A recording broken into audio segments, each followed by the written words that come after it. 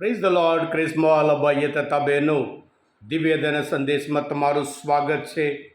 મે 23મી તારીખ શાસ્ત્રપાઠ સાંભળીએ. માર્કનો ગ્રંથ 9મો અધ્યાય 41થી 50મી કલમ સુધી.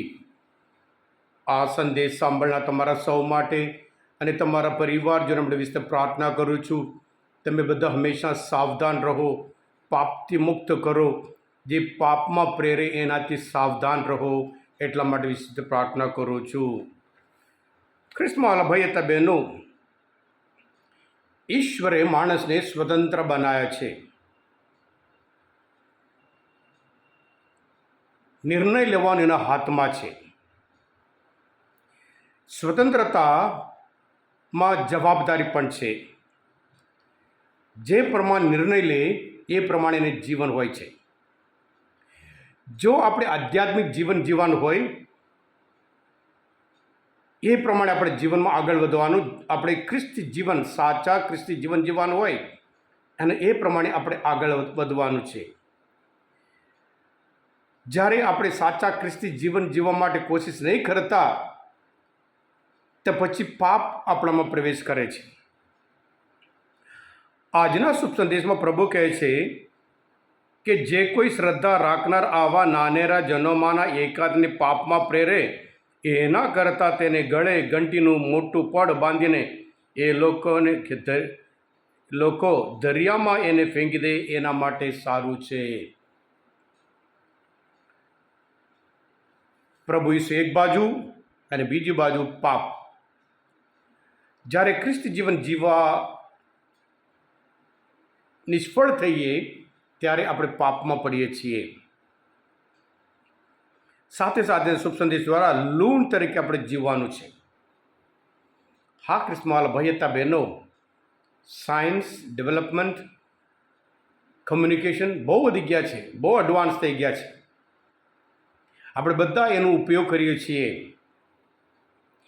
આ બધું સાધન આપણું જીવન બહુ સહેલું બનાવી દીધું છે. એ ગૂગલ પે હોય, જીપે હોય, બધું જીવન બહુ સહેલું.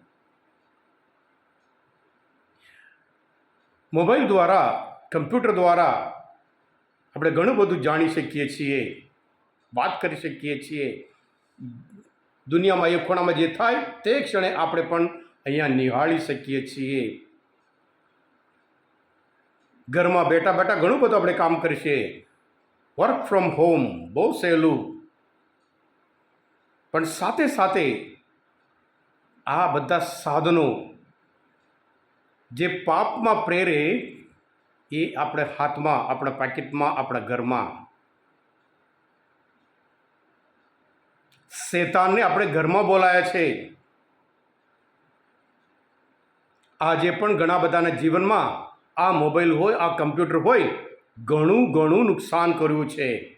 કૌટુંબિક જીવનમાં નુકસાન કર્યું છે. એકતાના વિરુદ્ધ, વફાદારીના વિરુદ્ધ નુકસાન કર્યું છે. આ કમ્યુનિકેશન સાધન અમુક વખત આપણે જે નહીં જોવાનું હોય એ જ જોઈએ છીએ. કારણ એ બધું આપણા ઘરમાં આપણે લાવી દીધા છે. પાપમાં પ્રેરવા માટે જ સહેલું થઈ ગયું છે. ઘણા બધાના જીવનમાં અનુભવ છે. માત્ર નાના નહીં, મોટા વડીલોના જીવનમાં પણ છે. એટલે આજના સંદેશ દ્વારા પ્રભુ કહે છે સાવધાન રહો. શાસ્ત્ર પણ કહે છે પાપનું મૂળ ખોદી નાખો. આ બધું પાપ આપણને સદાકાળ નરકમાં આપણને મોકલી શકે છે. એટલે આપણે આ બધા સાધનો ઉપયોગ કરતા સાવધાન રહેવાનું છે. જો આ સાધનો પાપમાં પ્રેરે, પાપમાં પડવા દે, એને એની જગ્યા પર મૂકી દેવાનું છે. કારણ કે પાપ અને પ્રભુ ઈસુ સાથે સાથે રહી શકે જ નહીં. એટલે આજના શાસ્ત્ર પાઠ સાંભળતા, મનન ચિંતન કરતા આ બધા સાધનોથી કેટલું દૂર રહેવાનું છે, કેટલું ઉપયોગ કરવાનું છે. એ સાધનો આપણે ઉપયોગ કરવાનું છે, સાધન આપણને ઉપયોગ નહીં કરવાનું.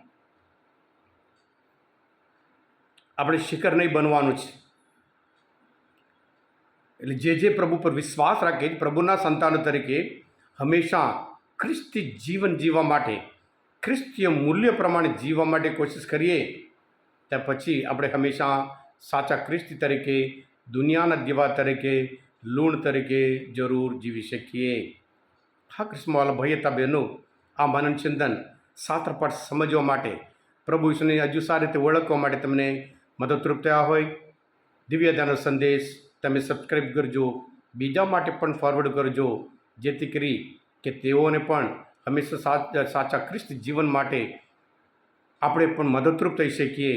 આ પાપમાં પ્રેરિત સાધનો દ્વારા એ લોકો પણ સાવધાન રહી શકે. કારણ આપણે બધા, તમે બધા પ્રભુના સંતાનો છો, આશીર્વાદિત છો, અભિષિક્ત છો. પ્રભુ ઈસુ, હું તમારામાં વિશ્વાસ રાખું છું.